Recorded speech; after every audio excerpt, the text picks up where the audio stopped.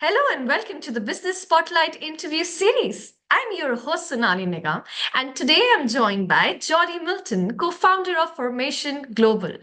Hi Jody, thank you so much for joining us. Hello, Snarly. Thanks for having me. Pleasure is all mine. So would you like to kick us off with a brief background as to who you are and what you do? Yeah, so I'm Jody Milton, co-founder of Formation Global. We're a design agency. We specialize in the design and build of live brand activations, including exhibitions, trade shows, product launches, events. Founded the company 9 years ago alongside my business partner, Matthew Spillings. And yeah, we work all over the world delivering amazing projects. That's just amazing. And 9 years into this organization. And so, what do you attribute your growth to, Jody, if I can ask that? Yeah, interesting question. I think really just the desire to do what we do. When we started the business, we obviously had a passion for exhibitions and events and design. And it's just I think it's that. I know we hear this a lot when people talk about, work. If you enjoy your day-to-day job, then you never really do a day's work. And we've all heard that. So I think it's passion driven really. But the people, our people, the relationships that we build, the connections, and our talent as individuals, not just ourselves, but the people within the business. Reputation, making mistakes, learning from mistakes. Yeah, and I think maybe a tiny little bit of luck, maybe. Wow. Thank you so much for answering that. But you've touched base on an important aspect, which is people, people within the organization or outside. They are very core to the business. And having said that, what qualities do you look for in employees when you hire them? And how do you foster a positive and a productive work environment, if I can ask that? Um, Qualities in employees. Yeah, I mean, when we're recruiting, we're looking for a good fit, likability, obviously a skill set, but often these things can be taught. They can be learned over time. But generally, we're looking for people that are going to fit with the existing team that we have, and we work around. We aim for retention rather than recruitment. Recruitment's expensive, time consuming. Don't always find the right people. And often, we want to build on the good part that we've already got. So if that makes sense. Mm-hmm. Um, and yeah, communication, good communication. We often find that the best communicators make really good team members, especially with what we do, which is, events is very sort of face to face a lot of the time. And although we might be working remotely, we're always sort of going to end up together. So definitely that. And just sort of buying into the culture and the energy that we have within the business, within the agency, and yeah, yeah. Interesting, Jody. Thank you so much for that. Um, what would you say our biggest learning as an owner of a business running successfully? So biggest learnings, Yeah. uh, interesting. Um, there's so much, isn't there? You don't, when you set out to. I mean, I've always wanted to. My parents owned businesses. I sort of grew up around, parents that were entrepreneurial, I guess. I've probably always wanted to run a business, but you never quite understand what's involved. I think you think you know. I'm not saying that should ever stop anybody from doing it because it provides some amazing opportunities. But the biggest learnings are probably for me, when you set out, you might think, I want to have control of my life, or I want financial freedom, or more time with my family, or the ability to kind of have my say. Yeah. And actually, all of those things, certainly in the beginning, all of those things that you think that are going to be your biggest gains are actually the things that you probably lose. So I think I would, uh, I think my biggest learning is don't underestimate it, but stay resilient, be strong, adopt an open mindset, get used to solving problems, get used to sort of being an HR director more than anything else.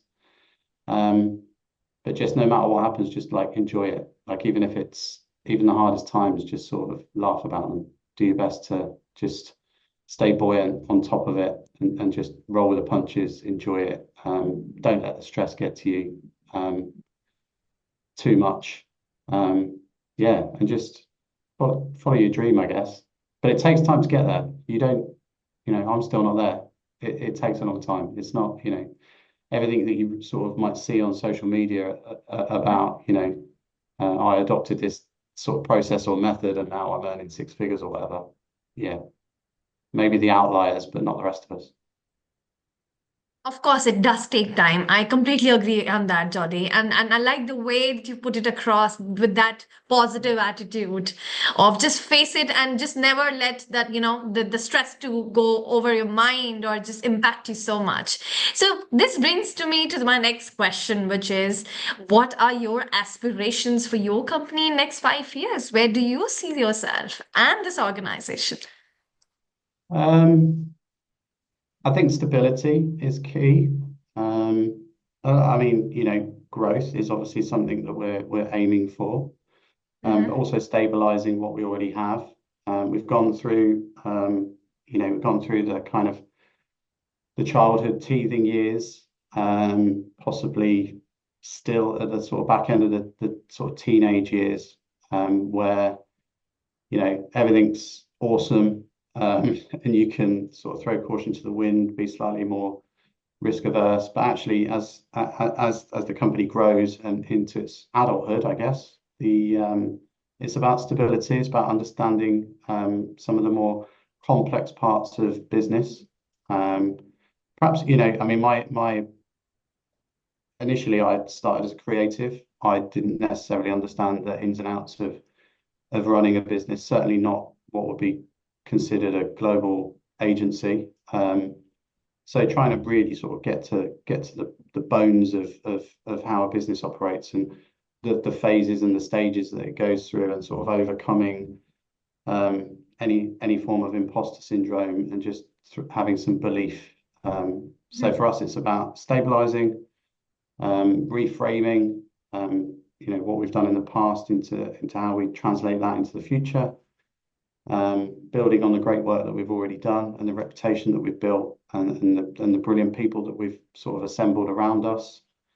Some of our sort of key partnerships with other agencies and that type of thing. Um, yeah, and possibly, understanding forms of investment in order to grow and where that comes from and maintaining that kind of momentum so that we don't stagnate. It's all about, keep going, really. That sounds like it's like a treadmill thing, but that's not really what I mean. It's that everything's there are stages to these things, and we're kind of into that next stage. We have a vision for where we want to be and what we want to do, and that is to just keep doing the great stuff that we're doing and build on that and go toe to toe, hopefully, with some of the older, bigger agency entities out there that are doing similar things to us and provide great service and product to our clients. That's just wonderful to know while we're talking about your aspiration for next 5 years. I'm sure, and because we need to make the interview full of learning, I'm sure there must be some challenges that you've encountered. So, what challenges are you facing currently in your business? If we can talk about that.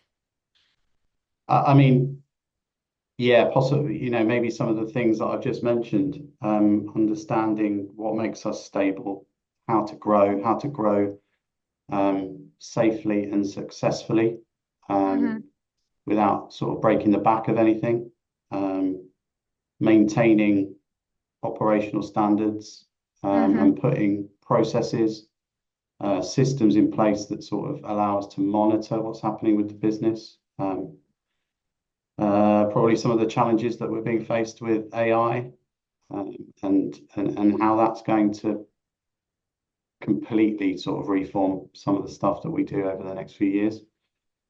Um, we can't afford to sort of bumble along like we used to in that really playful manner where we're sort of, you know, exploring.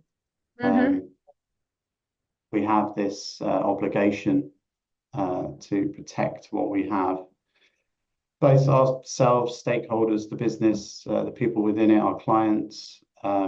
It's quite serious business really when you break it down. And just being mindful of all of that is and staying on top of it. We're not a massive company. We're sort of, you know, 16, 17 people in the UK, 10 people in the UAE, and a handful of people in mainland Europe. So we're not huge, but there's always kind of different arms to it that we have to sort of keep an eye on as best we can. Although as business units, they operate themselves really, which is kind of very distant in the background sometimes. But yeah, it's management. The challenges are management, and how do we're like, we don't come from big corporate backgrounds or anything. We're agency owners, and it's a changing landscape all the time, and you have to sort of adapt, adopt, stay agile, but also be grown up. Like it's almost an oxymoron, but it's fun. Of course, but the way that you're putting it across, it makes it look so easy. But I'm sure there's a lot that you have had, encountered, and you're still on your way. So I completely understand that. And this is quite inspirational with the way that you have discussed everything. And I'm sure our audience have learned and picked up so many things. So is there any closing remark or a golden nugget before we wrap up that you would like to share with the audience? No golden nuggets from me, I'm afraid, not really. Just, you know, find yourself a vision and follow it. And, it's bumpy, but enjoy it. And that, it doesn't always have to come down to money, I don't think. I think often when people start businesses or in business, the focus tends to be on the money. Sometimes it's, build a legacy, just and enjoy it. If you're starting a business, for those that might be thinking of starting, do it in something that you really enjoy. Um, it makes it so much easier.